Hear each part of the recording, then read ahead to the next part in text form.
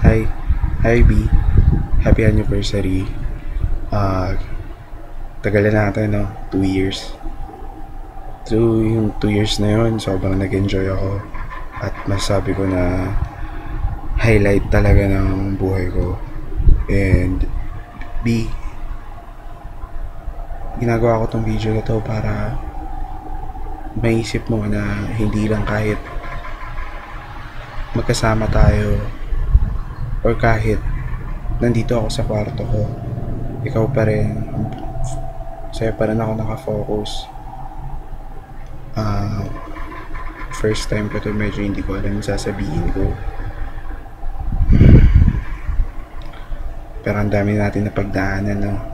Sa 2 taon na yon. Ang dami natin problema.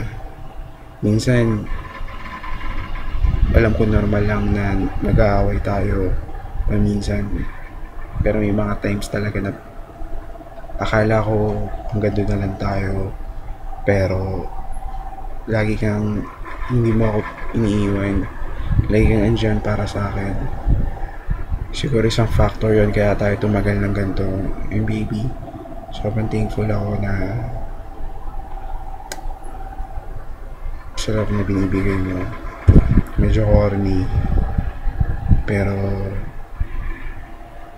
itong video na to para sa atin lang. I love you, and sana marami pa tayong anniversary na ma-experience. And I'm looking forward to be with you, to be my wife, to be the mother of my kids. And I want you to be with me as long as I live. I love you.